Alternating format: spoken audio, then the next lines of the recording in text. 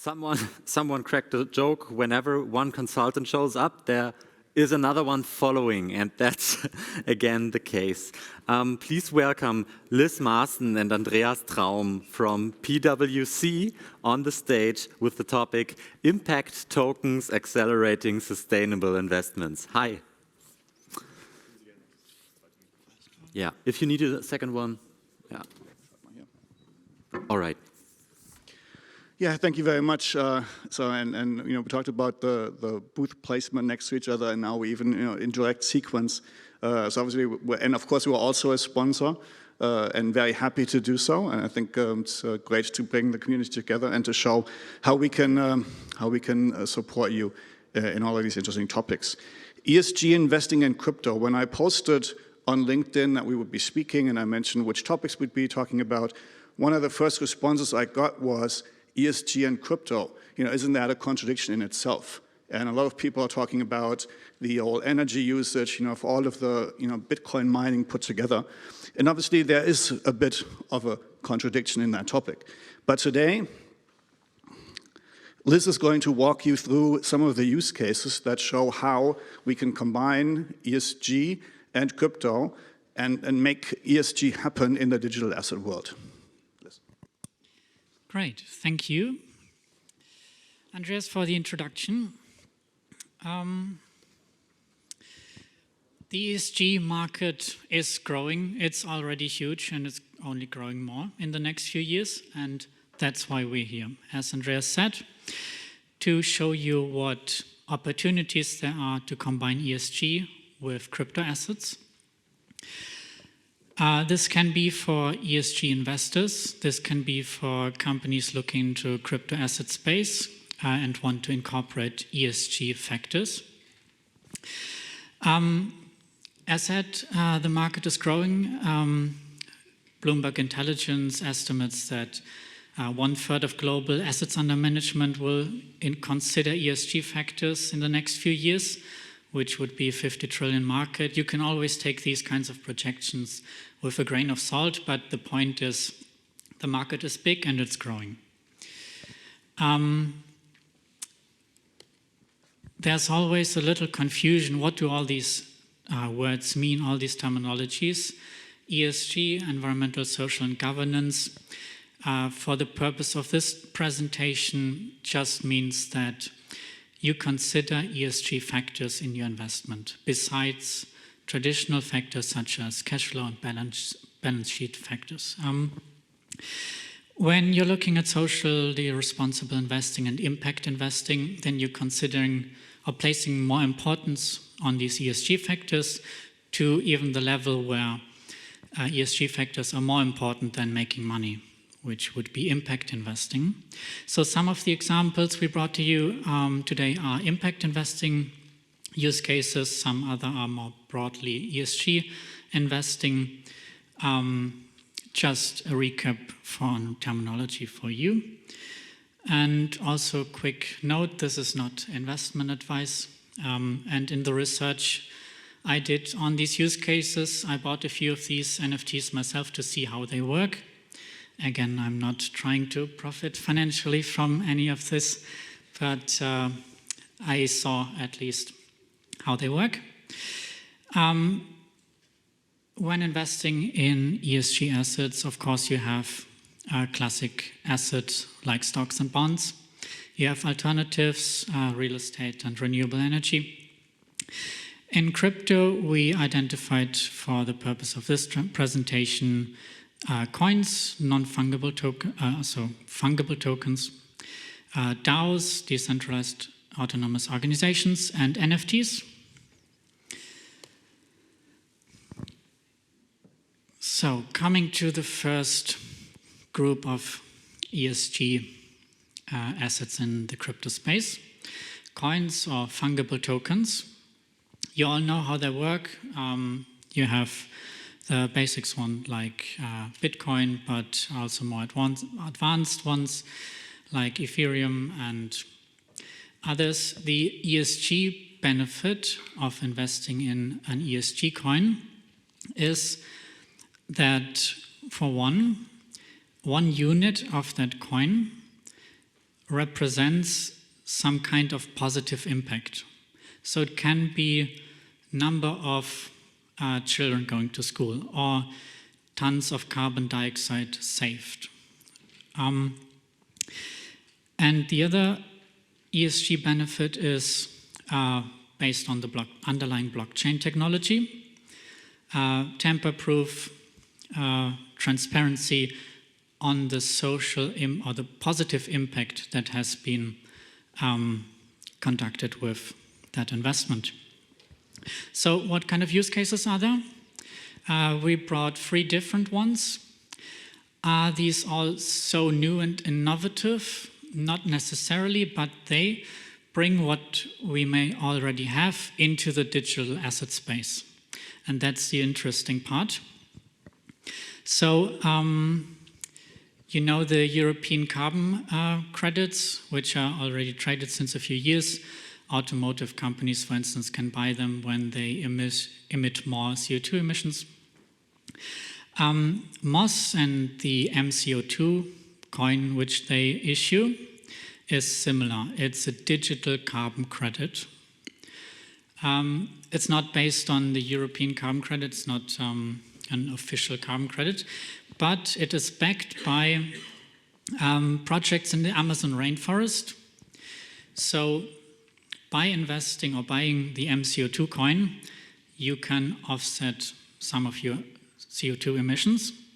So in essence, you can think of it like you fly to London, that with that airplane journey, you emit a certain amount of emissions. And when you invest in the MCO2 coin, you can offset that to some extent. It's like the Deutsche Bahn ticket. You can click on, I want to use green energy for that train ride. Plastic Bank is an interesting example because it tries to fight the issue we have with plastic waste around the world. So it tries to reward people for collecting plastic waste in developing countries. So this works similar to what we have in Germany with the fund for plastic bottles and glass bottles. It's a stable coin. The purpose of that, of course, that it's a more stable reward for collecting plastic. Then we have, lastly, here's a use case for ESG coins, Solar Coin, which rewards people for generating energy via solar cells. And that works similar to what we have with government subsidies for green energy. When you buy a house, when you're building a house, you can get like a KfW loan for putting solar energy on your roof. Solar Coin is similar to that. You register that you have solar cells on your roof, and for each megawatt hour of energy produced, you can get solar coins delivered to your wallet. So free money like a subsidy. Again, bringing something we already have into the digital asset space.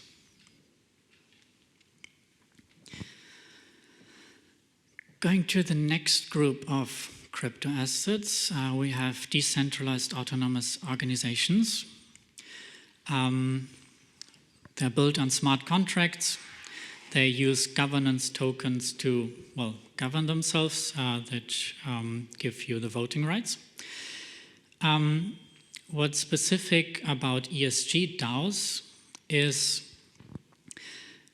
twofold. So when the collective that holds the voting rights with the governance tokens for the DAO, they can direct revenue that is generated to certain impact organizations. And the ESG, the governance factor underlying in any DAO is, of course, the autonomous, the decentralized government function. So, of our 3 examples, Uniswap, one of the largest DAOs, We put it up here as an example simply because of the inherent governance benefits of a DAO versus other kinds of governance structures. I'm not going to too much detail of Uniswap, how it works, but looking at KlimaDAO, we have here some DAO that is issuing a Klima token which is underlined by green bonds, and these green bonds finance CO2 emission offset activities. So when investing in Klima token, there's more money for issuing green bonds, there's more money for carbon offset activities, which incentivizes more carbon offset activities. The last example here, we have the Popcorn DAO, which is a common example of how you can do good in the world. You do something else, you produce some kind of good or service that people want to buy, and you direct some percentage of that revenue to impact organizations. So this is similar to how Patagonia does it with 10% to environmental organizations.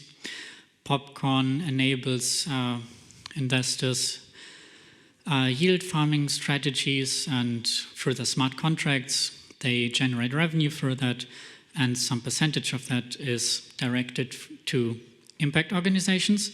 And again, a benefit of ESG DAOs is that all the investors holding the governance tokens can vote and decide which impact organizations that money should go to.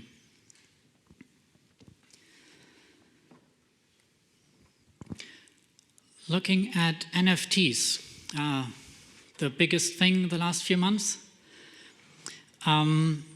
We've seen, well, all probably saw pictures of the Bored Apes, of World of Women, CryptoPunks. What's specific to ESG NFTs is, again, two things. That first, when issuing the NFT, when the creator mints them, they can raise capital, which can be directed to impact organizations.